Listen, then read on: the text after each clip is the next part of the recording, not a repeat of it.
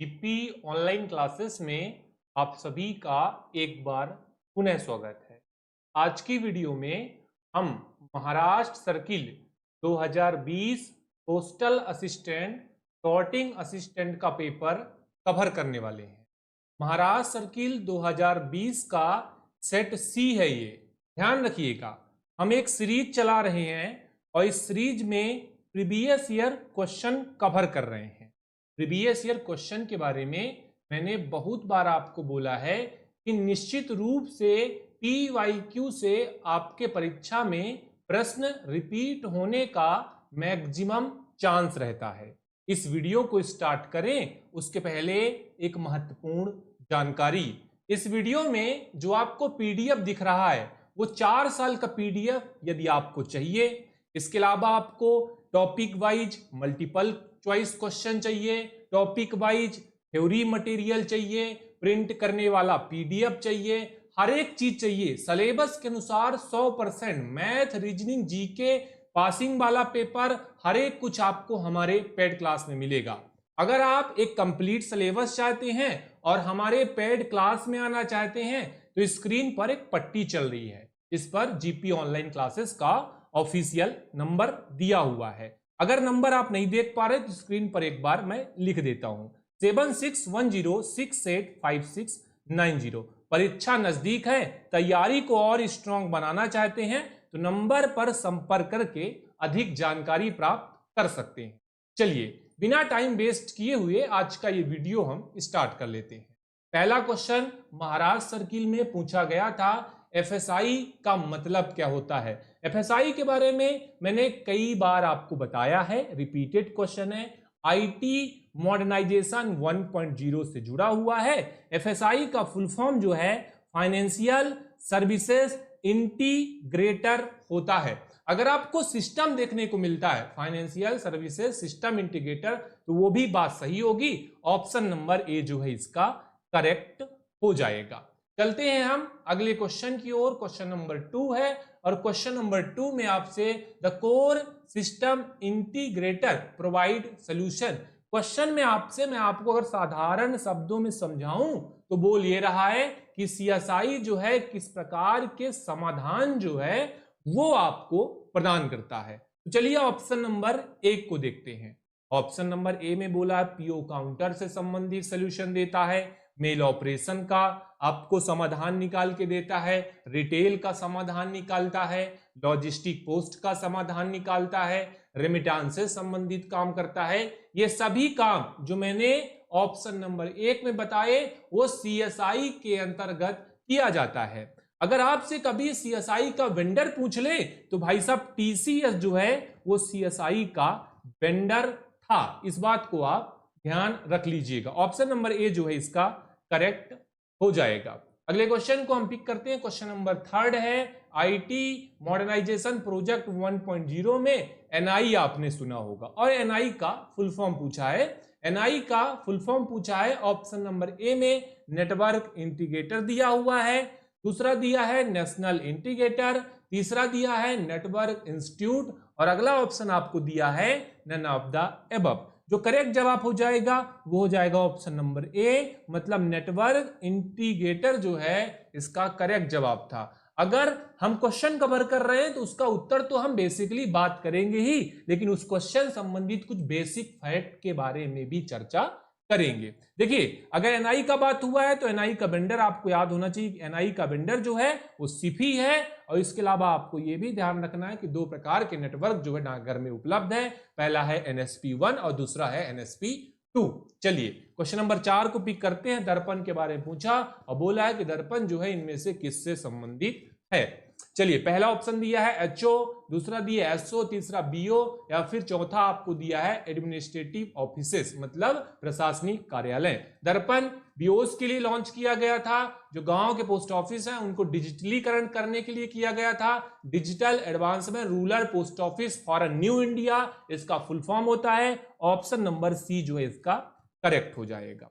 अगर आपसे इन सभी क्वेश्चन के उत्तर बन रहे हैं तो क्वेश्चन का इंतजार मत करिए, डायरेक्टली जो है अपने उत्तर कमेंट बॉक्स में डाल दीजिए। वीडियो अच्छा लग रहा है, वीडियो को लाइक जरूर कर दीजिएगा। सब्सक्राइब नहीं किया है तो भाई साहब ये चैनल जो है पिछले 4 सालों से केवल विभागीय परीक्षा को ही टारगेट करता है, सब्सक्राइब जरूर कर लीजिएगा। अगले क्वेश्चन को पिक करते हैं। Which module is use dispatching accountable article, कि बताइए कि जवाबदेह लेखों को किस मॉड्यूल से भेजने का उपयोग किया जाता है। क्वेश्चन नंबर 5 है।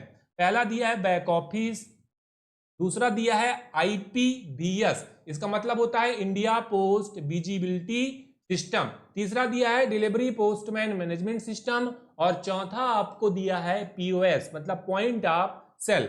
करेक्ट ऑप्शन जो होता है जिससे आप आर्टिकल डिस्पैच करते हैं उसको बोला जाता है आईपीबीएस, इंडिया पोस्ट विजिबिलिटी सिस्टम। ये भी सीएसआई का ही एक भाग है। अगले क्वेश्चन की ओर चलते हैं। क्वेश्चन नंबर 6 है। क्वेश्चन नंबर 6 में आपसे सरल क्वेश्चन पूछा गया है। देखिए, कोर सिस्टम इंटीग्रेटर वातावरण में डाकघर को कितने प्रकार से वर्गीकृत किया गया है। In core system integrator environment the post office is classified into, option number 1 profit centre, B दिया है कॉस्ट सेंटर, सी दिया है फंड सेंटर, या डी दिया है ऑल ऑफ द अबव। देखिए, इसका जो जवाब हो जाएगा वो हो जाएगा D, all of the above. Next question है हमारा क्वेश्चन नंबर 7। इस क्वेश्चन में पूछा है कि कर्मचारी को नहीं, प्रत्येक कर्मचारी को एक यूनिक एम्प्लॉय आईडी दिया जाता है। बताइए वो आईडी जो है वो कितने अंकों का होता है। Every employee has been given one unique employee ID, role assign controlling authority, employee ID is ... digit 8 7 9 11। करेक्ट जवाब जो हो जाएगा वो हो जाएगा 8, मतलब option number A is right answer. अगला क्वेश्चन, क्वेश्चन नंबर 8 है। डिजास्टर रिकवरी सेंटर कहां स्थापित किया गया था। सीपीटी मैसूर था, इसके अलावा चेन्नई, बंगलुरु, इसके अलावा मुंबई। अगर आपसे कभी डीआरसी के बारे में पूछता है तो आपको मैसूर बताना है। अगर आपसे कभी प्राइमरी डाटा सेंटर के बारे में पूछता है तो आपको नबी मुंबई बताना है। इसका जो करेक्ट जवाब हो जाएगा वो हो जाएगा ए। और इसी के साथ हमारा अगला क्वेश्चन स्क्रीन पर सेट हो चुका। अगला पूछा है कि सीएसआई सैप एप्लीकेशन में लेखांकन के लिए, अकाउंटिंग के लिए किस एप्लीकेशन का प्रयोग किया जाता है। ऑप्शन नंबर 1 है बैक ऑफिस मॉड्यूल, या फिर बी नंबर का ऑप्शन आपको बोला है आईपीबीएस मॉड्यूल, सी नंबर का बोला है डीपीएमएस मॉड्यूल, या फिर आखिरी जो ऑप्शन है वो बोला है F&A मॉड्यूल। और आखिरी में जिसके बारे में हमने चर्चा किया है कि अकाउंटिंग से संबंधित काम जो है वो फाइनेंस एंड अकाउंट के मॉड्यूल में किया जाता है। इस बात को ध्यान रखिएगा, क्वेश्चन जो है अति महत्वपूर्ण था। अगला क्वेश्चन है question number 10। Counter user can not log in multiple system as counter are mapped in. बताइए कि बोला है कि जो आईडी दिया जाता है एम्प्लॉय को, वह आईडी जो है कई सारे कंप्यूटरों में लॉगिन एक साथ नहीं करता, क्योंकि कंप्यूटर को इसके साथ मैप किया गया है। चलिए बताइए, ऑप्शन नंबर 1 आपको बोला है मीडिया एक्सेस कंट्रोल बाइंडिंग, इसके अलावा multiple access control binding, mapped access control binding, या फिर बोला है नन ऑफ द अबव। जो जवाब इसका हो जाएगा वो हो जाएगा मीडिया एक्सेस कंट्रोल बाइंडिंग। याद रखिएगा, एक बार में एक ही आईडी एक सिस्टम में लॉगिन किया जा सकता है। चलिए 10 क्वेश्चन हमने कर लिया है। अगला क्वेश्चन आपकी स्क्रीन पर है नॉमिनल रोल। नॉमिनल रोल का नाम आपने सुना होगा, पोस्ट ऑफिस में बनाया जाता है। याद रखिएगा, कर्मचारी के उसमें डिटेल जो है वो लिखे जाते हैं। चलिए, पूछा है कि उसका जो परिरक्षण अवधि है, मतलब उसको कब तक हमें मेंटेन करके रखना है, वो समय अवधि क्या हो जाएगा। 10 ईयर, 20 ईयर, 30 ईयर या परमानेंट। ऑप्शन डी करेक्ट हो जाएगा। नॉमिनल रोल जो है वो स्थायी डॉक्यूमेंट होता है, कभी भी इसे नष्ट नहीं किया जाता। एक वीपी लेख जिस पर उसकी सूचना दी गई और 7 दिनों के लिए जमा में रखा जा सकता है। देखिए, आपने सूचना दी, अगर वो 7 दिन रखा गया और उसके बाद भी उसे और कितने दिन के लिए डिटेन किया जा सकता है। 7 दिन के बाद पूछ रहा है, तो बताइए आगे के 7 दिन के लिए बिना किसी फीस के। इसके अलावा बोल रहा है कि शुल्क के भुगतान पर आगे के और 7 दिनों के लिए। बिल्कुल ये जवाब जो है वो करेक्ट हो जाएगा, क्योंकि 7 दिन तक तो फ्री में उसे रखा जाएगा, कोई भी आर्टिकल है। अगर बीपी आर्टिकल है और 7 दिन से अधिक आप डिटेन करवाना चाहते हैं तो 8वें दिन से आपको डीमर्ज चार्ज जो है वो देना पड़ता है। ऑप्शन नंबर बी करेक्ट हो जाएगा। अगले क्वेश्चन की ओर चलते हैं। अगला क्वेश्चन है पोस्टमास्टर ऑर्डर बुक से संबंधित पूछा है और MS1 के बारे में बात किया है। MS1 इसका फॉर्म नंबर होगा और पोस्टमास्टर ऑर्डर बुक जो है वो कहां पर मेंटेन किया जाएगा इसके बारे में आपसे पूछा है। पहला दिया है SO, BO, HO या इन सभी post office. Option number C जो है इसका करेक्ट हो जाएगा। MS1 कहां पर मेंटेन किया जाएगा? हेड ऑफिस में मेंटेन किया जाएगा। इसके अलावा और भी बहुत सारे फॉर्म नंबर है, फॉर्म नंबर याद कर लेना। इसके अलावा प्रिजर्वेशन पीरियड याद कर लेना, कैश रेमिटेंस का लिमिट याद कर लेना। यहां से सवाल आपके परीक्षा में बार बार पूछे जाते हैं दोस्त, तो इन चीजों को मिस नहीं करना। 14 नंबर क्वेश्चन है वो अनियमितताएं जिन्हें उपलेखा सहायक द्वारा पोस्टमास्टर के ध्यान में लाया जाना चाहिए।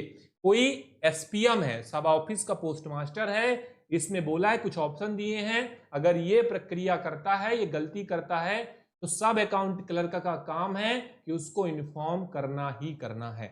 ऑप्शन नंबर 1 बोला है कि भाई कैश का लिमिट यदि मेंटेन नहीं करते हो, कैश का लिमिट अगर 35,000 बोला, 35,000 से ऊपर हुआ तो सब अकाउंट क्लर्क आपको चेतावनी देगा, इस बात को ध्यान रखिएगा। ऑप्शन नंबर ए जो है इसका करेक्ट हो जाएगा।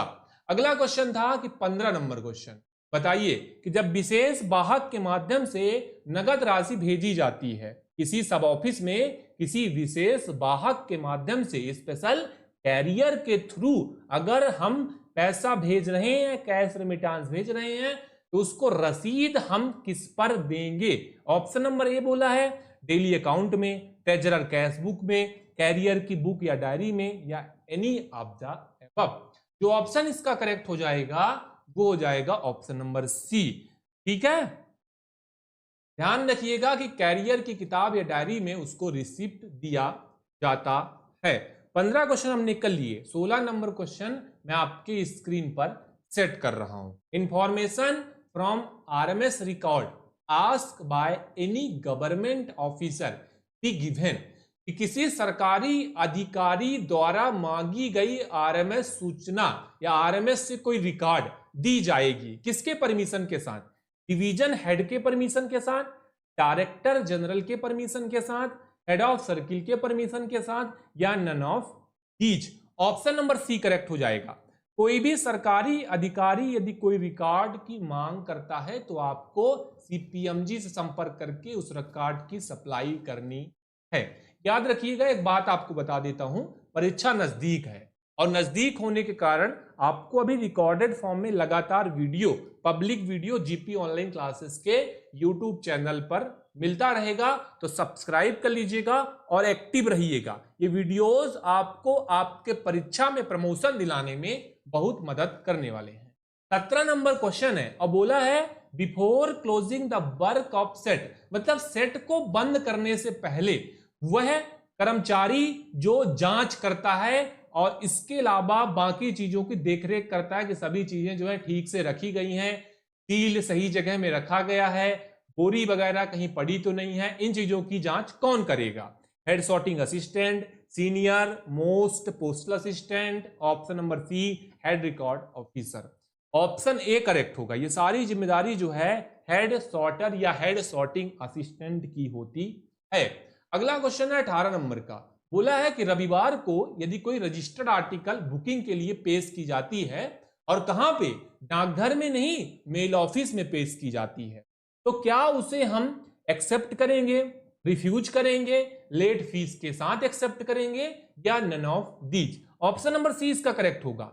जब भी कोई आर्टिकल रविवार को मेल ऑफिस में प्रस्तुत किया जाएगा, जवाब आपको पता होना चाहिए कि भाई सामान्य शुल्क के अलावा एक अतिरिक्त शुल्क भी कलेक्शन किया जाएगा और उसके साथ आर्टिकल की बुकिंग की जाएगी।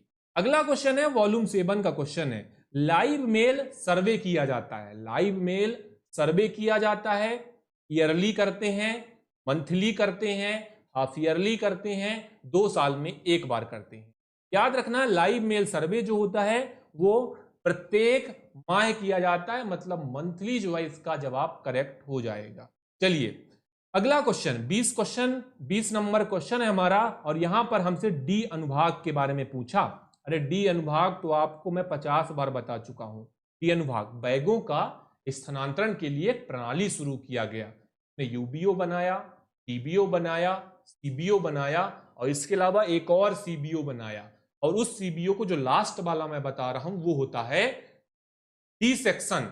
ये बात ध्यान रख लीजिएगा, जिसको हम सेंट्रल बैग ऑफिस के नाम से जानते हैं, और ये डायरेक्टरेट में स्थित होता है।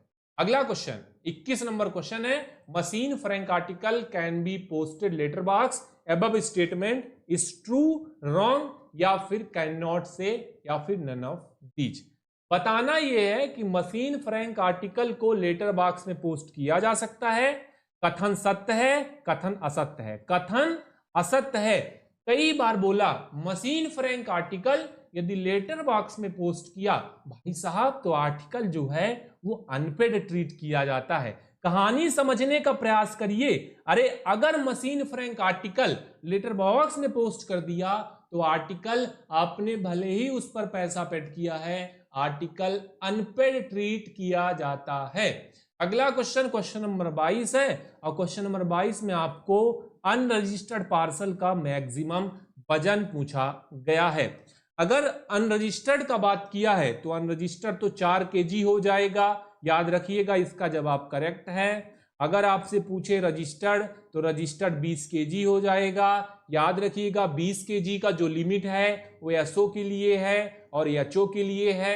अगर आपसे कभी पूछे कि बीओ में कितना पार्सल बुक किया जाएगा, या बीओ के लिए कोई संबोधित पार्सल है वो कितना वजन तक किया जाएगा, तो उसका लिमिट जो है वो 10 kg हो जाएगा। चलिए 22 नंबर क्वेश्चन में हमने बहुत सारी चीजें सीख ली हैं, हम 23 नंबर क्वेश्चन की ओर आगे बढ़ते हैं।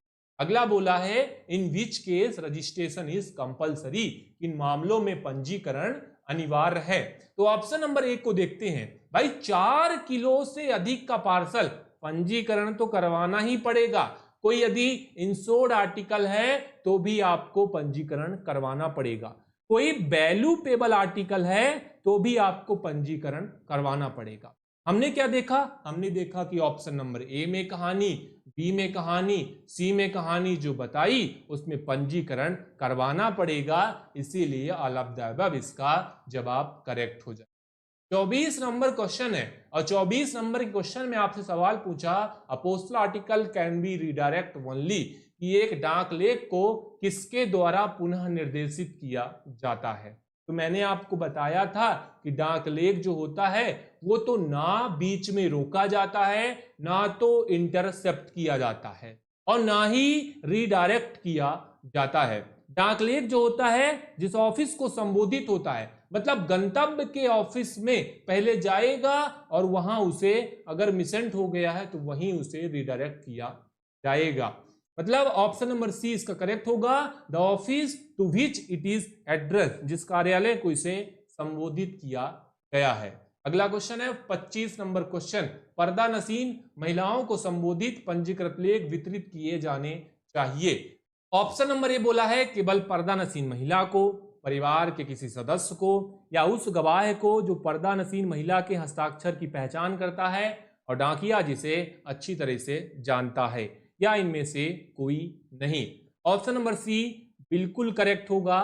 पर्दा नसीन वुमेन के बारे में अगर आपसे कभी क्वेश्चन पूछ ले तो याद रखिएगा गवाह पर्दा नसीन महिला के हस्ताक्षर को पहले पुष्टि करेगा, उसके बाद उस गवाह का आइडेंटिफिकेशन पोस्टमैन के साथ होना चाहिए, तभी उस आर्टिकल की डिलीवरी जो है वो संभव हो सकती है। पर्दा नसीन वुमेन की बात करें तो मुसलमान औरतें जो बुर्का का धारण करती हैं उनको हम पर्दा नसीन महिला के अंतर्गत रख सकते हैं। ऑप्शन नंबर सी जो है इसका करेक्ट हो जाएगा। अगले क्वेश्चन की बात करते हैं। अगला क्वेश्चन है क्वेश्चन नंबर 26, और क्वेश्चन नंबर 26 में आपसे ब्लाइंड लिटरेचर पैकेट के बारे में पूछा गया है कि ब्लाइंड लिटरेचर स्पेशल कैटेगरी का आर्टिकल है और इस पर कोई चार्ज नहीं लिया जाता। तो पहला जो आपको ऑप्शन में बोला पोस्टेज चार्ज नहीं लिया जाएगा, यह आपको बताया है। रजिस्ट्रेशन चार्ज नहीं लिया जाएगा, एयरमेल चार्ज लिया जाता है। तो वही क्वेश्चन पूछा था कि नेत्रहीन साहित्य के पैकेट में भुगतान से छूट नहीं है। ऑप्शन नंबर सी जो है इसका करेक्ट हो जाएगा। केवल यदि इसे आप हवाई से भेजते हैं तो हवाई चार्ज वसूल किया जाता है। नेक्स्ट क्वेश्चन की ओर चलते हैं। क्वेश्चन नंबर 27 है redirection fee parcel except delivery area oblique original address कि वितरण का क्षेत्र या मूल पते को छोड़कर यदि पार्सल का रिडायरेक्शन करते हैं तो निम्नलिखित में से कौन सा चार्ज लिया जाता है। पोस्टेज प्लस रजिस्ट्रेशन फी बिल्कुल गलत हो जाएगा। पूरा पोस्टेज लिया जाता है या आधा पोस्टेज लिया जाता है या फ्री में रीडायरेक्शन किया जाता है। लेकिन यदि आप बात करेंगे पत्र कैटेगरी आर्टिकल, याद रखिएगा कि पत्र कैटेगरी का जो आर्टिकल होता है उसका रीडायरेक्शन बिल्कुल फ्री में करेंगे। पार्सल कैटेगरी के कंडीशन में आपने जितना डाक भार पहले दिया था उसका आधा डाक भार हम वसूल करेंगे। Option number C is right answer. Next question है licence for registered newspaper is issued by DG, head of circle, head of division या post master general. Option number C correct होगा। जब रजिस्टर्ड न्यूज़पेपर के लिए आपको licence चाहिए, authority आपका SP या एसएसपी होगा। चलिए 29 नंबर का क्वेश्चन है the following article can be transmitted by air without any additional charge कि किस प्रकार के आर्टिकल को हवाई के माध्यम से बिना किसी हवाई अधिभार के भेजा जा सकता है। तो मैंने आपको बताया था कि प्रथम श्रेणी के जो आर्टिकल होते हैं उन पर कोई भी हवाई चार्ज नहीं वसूल किया जाता। तो ऑप्शन नंबर बी आप आंख बंद करके इसका उत्तर लगा सकते हैं। चलिए 30 नंबर क्वेश्चन है। हमने अगर फर्स्ट क्लास मेल के बारे में बात किया है तो उसी से रिलेटेड क्वेश्चन अगला आपसे पूछ लिया कि भाई फर्स्ट क्लास मेल जो है वो कौन कौन से कहलाते हैं। तो मैंने आपको बताया था कि लेटर, पोस्ट कार्ड और इसके अलावा लेटर कार्ड, ये तीनों कैटेगरी के आर्टिकल प्रथम श्रेणी डाक के अंतर्गत आते हैं और इनका जब भी हवाई से प्रसारण किया जाता है तो उस पर कोई भी चार्ज नहीं लिया जाता है। नेक्स्ट क्वेश्चन की ओर चलते हैं।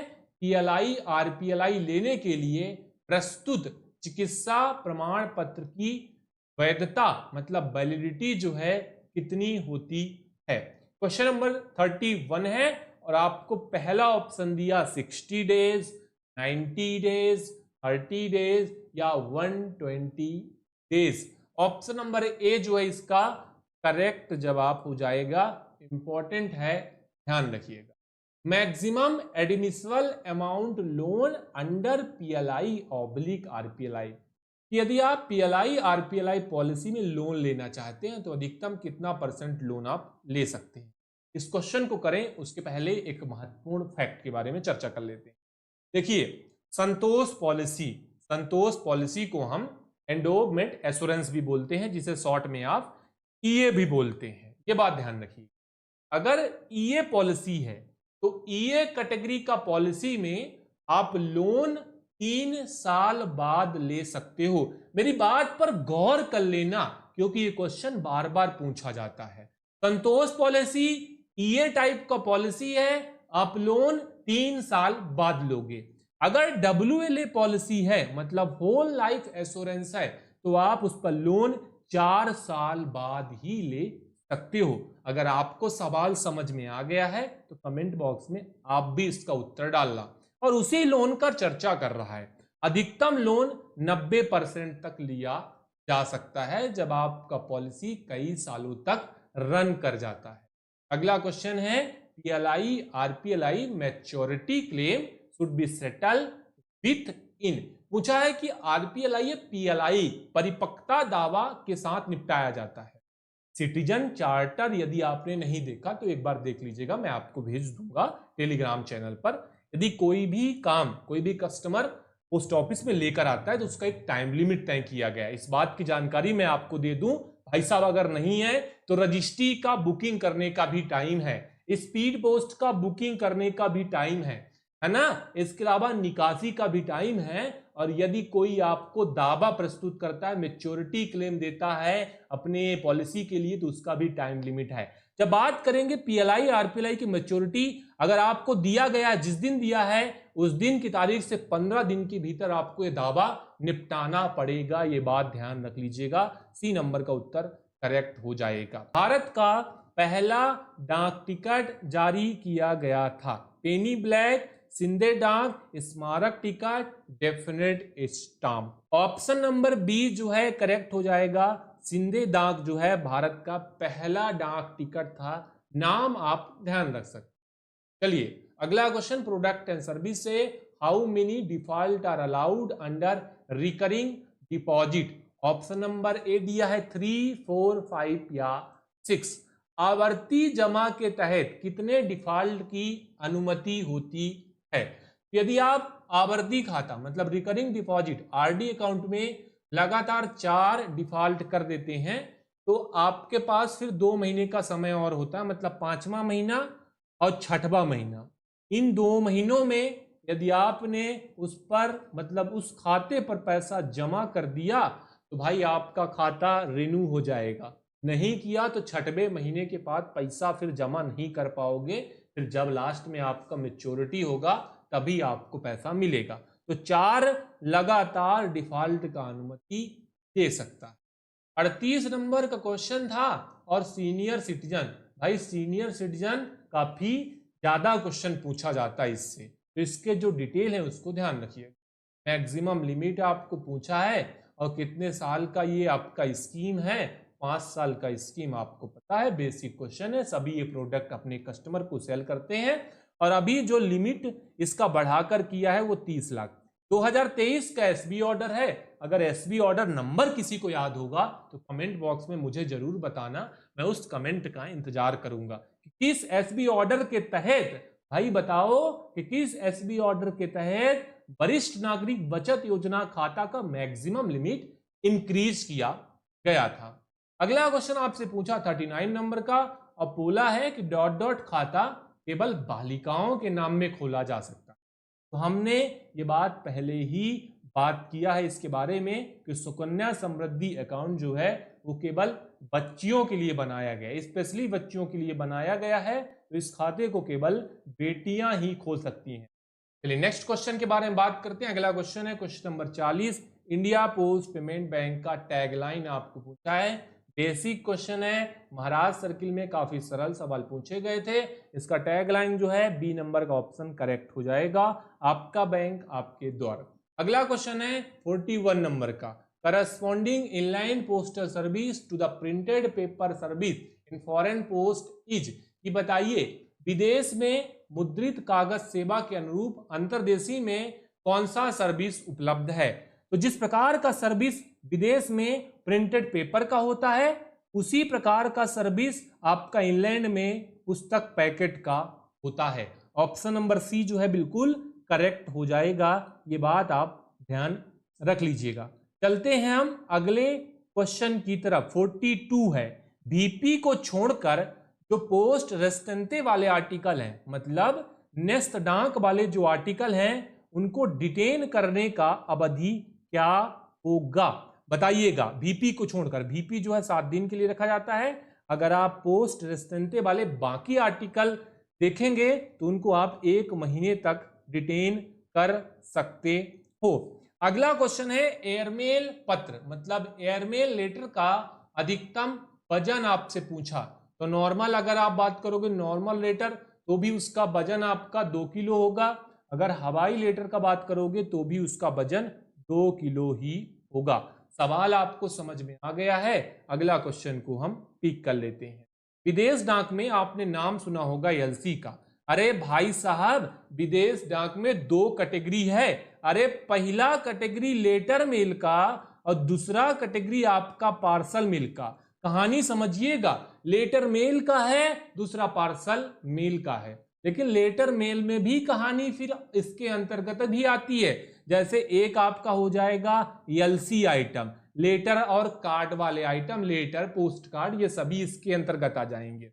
और बाकी जो बचा वो आ जाएगा एओ के अंतर्गत। एओ आपको अगर कहीं देखने को मिले तो एओ का मतलब ये होगा अदर आर्टिकल, मतलब एलसी वाले आइटम को छोड़कर बाकी जो बचे हुए आइटम रहेंगे वो एओ के अंतर्गत आएंगे। इसका जो जवाब करेक्ट हो जाएगा वो हो जाएगा सी। अगले क्वेश्चन की बात करते हैं, 45 नंबर क्वेश्चन है और एरोग्राम का अधिकतम वजन पूछ लिया। जवाब आपका ये हो जाएगा 3 ग्राम जो है करेक्ट हो जाएगा। बात अगर एरोग्राम की हुई है तो मैं एक क्वेश्चन का बात नहीं करूंगा, बात करूंगा उसके बेसिक फैक्ट के बारे में। एरोग्राम में कुछ नियम कानून बताए, जैसे मैंने बताया 3 ग्राम होगा, तो याद रखिएगा अगर एरोग्राम दिए गए नियम का पालन नहीं करता तो एरोग्राम एरोग्राम नहीं रहेगा, वो बन जाएगा पत्र, मतलब इसको हम पत्र मानेंगे। एरोग्राम का अगर अधिकतम आप बात करोगे, वजन मैंने आपको बता दिया है। इसके अलावा जो इसका राशि है, कीमत है, वो 20 रुपए का है। किसी भी देश में भेजेंगे 20 रुपए का वर्तमान टैरिफ रेट इसका अभी चल रहा है। अगला जो क्वेश्चन है 46 नंबर का है, when an insured foreign parcel redirect from one country to another country, कि जब एक बीमित पार्सल को एक देश से दूसरा देश में हम पुनः निर्देशित करते हैं तो आपसे ऑप्शन नंबर ए में दिया है कि कोई भी बीमा चार्ज नहीं लगाया जाएगा, पहले जितना लगाया था उसका आधा लेंगे। तीसरा बोला है कि हर एक ट्रांसमिशन में, मतलब प्रत्येक ट्रांसमिशन में एक फ्रेश इंश्योरेंस फीस लिया जाता है। ऑप्शन नंबर सी करेक्ट हो जाएगा, ये बात ध्यान रख लीजिएगा। A fresh insurance fee become payable for each such transmission. Option number C जो है करेक्ट हो गया 46 का। अगला क्वेश्चन है 47 नंबर का, यदि पहले से बुक की गई डाक वस्तु को कानून के अनुसार हिरासत में लिया है, जब्त कर लिया है, तो इसकी जवाबदारी लेने वाला व्यक्ति का होता है। चलिए अगले क्वेश्चन के बारे में बात करते हैं। अगला क्वेश्चन है 47 नंबर का और यहां पर आपसे सवाल किया गया है कि postal article booked or detain, यदि पहले से बुक की गई डाक वस्तु कानून के अनुसार हिरासत में लिया जाता है, जब्त कर लिया जाता है, तो इसकी जिम्मेदारी लेने वाला व्यक्ति होता है। ऑप्शन नंबर ए टेंडर या एड्रेसी, मतलब ये जवाब जो है आपका करेक्ट हो जाएगा। अगले क्वेश्चन की ओर चलते हैं। अगला क्वेश्चन है 48 नंबर का, बोला है आपसे कि काउंटर पर विदेशी डाक के तहत कोई अनपेड या इनसफिशिएंटली पेड आर्टिकल प्रस्तुत की जाती है। आर्टिकल ही नहीं, पंजीकृत आर्टिकल प्रस्तुत की जाती है। ऑप्शन नंबर ए क्या दिया है कि इसे हम रजिस्टर्ड नहीं करेंगे, इसे हम रिफ्यूज कर देंगे। अगला बोला है कि it can be registered with a note that deficiency would be collected from addressee. एक नोट लगाएंगे कि भाई इस पर पैसा बकाया है और प्राप्तकर्ता से वसूल कर लेना, ये बिल्कुल गलत हो जाए। It has be handed over postmaster, ध्यान रखिएगा, या फिर इसे हम पोस्टमास्टर को सौंप देंगे। ऑप्शन नंबर ए बिल्कुल इसका उपयुक्त आंसर हो जाएगा। इसे रजिस्टर्ड नहीं किया जाएगा, इसे रिफ्यूज कर दिया जाएगा। कहानी बात कर रहा था यदि कोई फॉरेन आर्टिकल है, विदेश को भेजा जाना है और अनपेड है या इनसफिशिएंटली पेड है। अगला क्वेश्चन 49 है और एक नेत्रहीन साहित्य पैकेट को विदेश में ले जाने के लिए शुल्क हम कैसे वसूल करेंगे या किस रेट का वसूल करेंगे। मैंने आपको बहुत बार बताया कि भाई साहब नेत्रहीन साहित्य पैकेट पर जो हवाई चार्ज वसूल किया जाएगा वो चार्ज होगा जो हवाई चार्ज प्रिंटेड पेपर का लगेगा। अरे सुनिएगा, कहानी इंपॉर्टेंट है। Air charge applicable to printed paper, जो हवाई चार्ज प्रिंटेड पेपर का लगेगा वही हवाई चार्ज ब्लाइंड लिटरेचर पैकेट का लगेगा। आज के बाद ये क्वेश्चन आपको नहीं भूलेगा।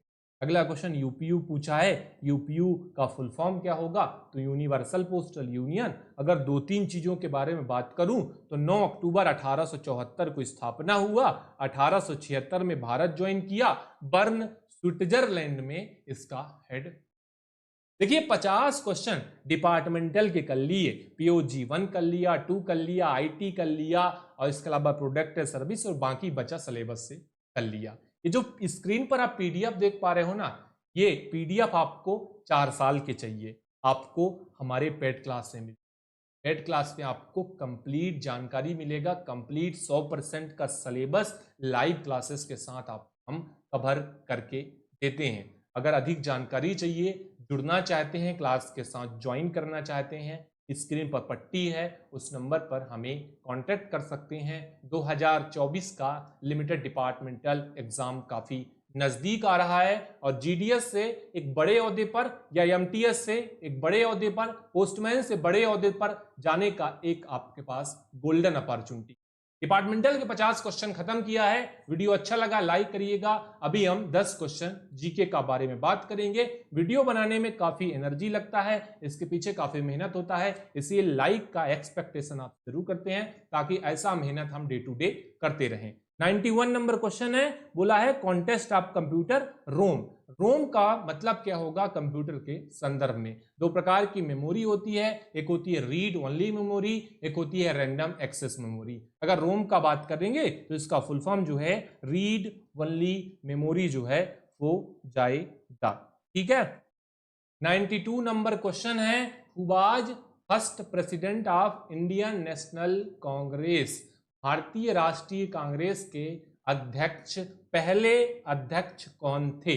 दादा भाई नरोजी, गोपाल कृष्ण गोखले, WC बनर्जी या Mahatma Gandhi? Indian freedom struggle का एक क्वेश्चन है और जो महत्वपूर्ण प्रेसिडेंट INC के हुए हैं उनको आपको ध्यान रखना पड़ेगा। इसका जो जवाब करेक्ट हो जाएगा, जब आपसे कभी पहला पूछ ले तो WC बनर्जी जो है करेक्ट जवाब हो जाएगा। 91 का जो करेक्ट जवाब हो जाएगा वो हो जाएगा बी, ध्यान रख लीजिएगा।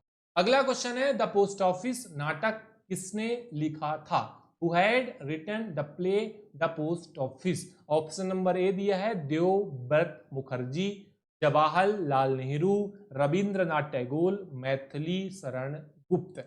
93 is right answer. The post office नाटक रविंद्रनाथ टैगोर ने लिखा था। रविंद्रनाथ टैगोर की बात करूं तो ध्यान रखिएगा प्रथम नोबेल पुरस्कार प्राप्त करने वाले व्यक्ति थे। याद रखिएगा, इंपॉर्टेंट क्वेश्चन हो गया है। HTTP का मतलब क्या होता है? आपने कई बार इसको देखा होगा, जब आप कोई भी साइट वगैरह ओपन करते हैं तो गूगल पर अक्सर ये आपको देखने को मिलता है। इसका फुल फॉर्म होता है हाइपर टेक्स्ट ट्रांसफर प्रोटोकॉल। कई बार आप देखते हो लेकिन चीजें आपको पता नहीं होती, यहां तक कि कई बार बहुत सारी चीजों के शॉर्ट फॉर्म हम बात करते हैं लेकिन ऑफिशियली उसका फुल फॉर्म जो है काफी लोगों को पता नहीं होता। HTTP आपने बहुत बार देखा होगा लेकिन आज के बाद आपको फुल फॉर्म नहीं बोलेगा, हाइपर टेक्स्ट ट्रांसफर प्रोटोकॉल जो है फुल फॉर्म होता है। कभी आपसे पूछ लिया 95 में, देखिए इंडियन फ्रीडम स्ट्रगल से 2 क्वेश्चन आएगा। महात्मा गांधी ने दांडी मार्च की शुरुआत कब की थी? 90, 20, 90, 30, 90, 40 या फिर 1942? ऑप्शन नंबर बी करेक्ट होगा। 1930 में दांडी मार्च की शुरुआत की गई थी। 12 मार्च 1930 से दांडी मार्च की शुरुआत की गई थी। अगला क्वेश्चन है, 5 नदियों की भूमि के नाम से कौन सा राज्य जाना जाता है? याद रखिएगा, 5 नदियों की भूमि के नाम से उत्तर प्रदेश ऑप्शन नंबर ए में बोला, पंजाब, हरियाणा या Madhya Pradesh. Option number B correct होगा, याद रख लीजिएगा। और कौन कौन सी वो नदियां हैं उसका जवाब आप मुझे कमेंट बॉक्स में बताइएगा। 2 सवाल मैंने पूछे हैं, एक आपसे पूछा है कि किस SB ऑर्डर के तहत सीनियर सिटीजन सेविंग स्कीम का अमाउंट इंक्रीज किया गया है वो डाल दीजिएगा, और दूसरा ये डाल दीजिएगा कि कौन कौन सी नदियों को मिलाकर पंजाब में 5 नदियों की भूमि जो है वो कहा जाता है। चलिए, सरिस्का अभ्यारण्य कहाँ स्थित है? बताइए, आसाम, कर्नाटक, गुजरात या राजस्थान? सरिस्का के बारे में बात करेंगे, रिपीटेड क्वेश्चन है, जहां तक मेरा दिमाग में रिवाइंड कर रहा है, याद रखिएगा राजस्थान अलवर में स्थित है। ऑप्शन नंबर डी करेक्ट हो जाए। अगला क्वेश्चन 98 नंबर का है, ग्लिम्सेज ऑफ वर्ल्ड हिस्ट्री पुस्तक किसने लिखी थी? काफी ये डीपली क्वेश्चन पूछा है। पहला ऑप्शन दिया महात्मा गांधी, जवाहरलाल नेहरू, स्वामी विवेकानंद या वैलेंटाइन चिरोल। ऑप्शन नंबर 98 का कौन सा करेक्ट होगा? बी करेक्ट होगा। पुस्तक का नाम ध्यान रखिएगा और लेखक ध्यान रखिएगा, जवाहरलाल नेहरू ने इस पुस्तक को लिखा था। भारत में राज्यसभा, जिसे कि हम अपर हाउस भी बोलते हैं, कितनी सीटें हैं? 250, 252 या 550 या 552। राज्यसभा की बात कर रहा है 99 का, अधिकतम मेंबर की बात करेंगे 250, ठीक है, 250 अधिकतम मेंबर। निर्वाचित जो है 233 हैं, 12 जो है वो मनोनीत किए जाते हैं। वर्तमान में 243 ही चुनकर राज्यसभा में जाते हैं, ये बात आप नोट कर सकते हैं। अगला और आज की वीडियो का आखिरी क्वेश्चन, राज्यसभा का पदेन सभापति कौन होता है? Vice president, president, prime minister, speaker. Option number B जो है करेक्ट हो जाएगा। जो वाइस प्रेसिडेंट होता है राज्यसभा का पदेन सभापति होता है। 50 क्वेश्चन हमने डीओपी का किया और 10 क्वेश्चन हमने जीके का किया। याद रखिएगा 20 क्वेश्चन मैथ का जो बचा है ना वो आपको पेड क्लासेस में मिल जाएगा। 20 क्वेश्चन जो आपका रीजनिंग का बचा है ना वो आपको पेड क्लासेस में मिल जाएगा। अगर आपको पेड क्लास में जुड़ना है, स्क्रीन पर पट्टी चल रही है, उस पर हमें मैसेज करके, कॉल करके क्लास से संबंधित पूरी जानकारी ले सकते हैं। ये सीरीज जो हम 2024 की विभागीय परीक्षा को टारगेट करने के लिए चला रहे हैं, लगातार आपको एक निश्चित टाइम में वीडियो मिलता रहेगा। चैनल पर नहीं जुड़े हैं, रेड कलर के आइकन को दबाकर सब्सक्राइब कर लीजिएगा। हमारा मेहनत आपको अच्छा लगता है तो लाइक करिए। अगर आपको वीडियो पसंद आता है लाइक करिएगा, पसंद नहीं आता है तो डिसलाइक करिएगा। किसी भी क्वेश्चन संबंधित आपको किसी भी प्रकार का कोई भी डाउट है, क्वेरी रेज करिएगा, कमेंट बॉक्स खाली है। जुड़ने के लिए आप सभी का धन्यवाद।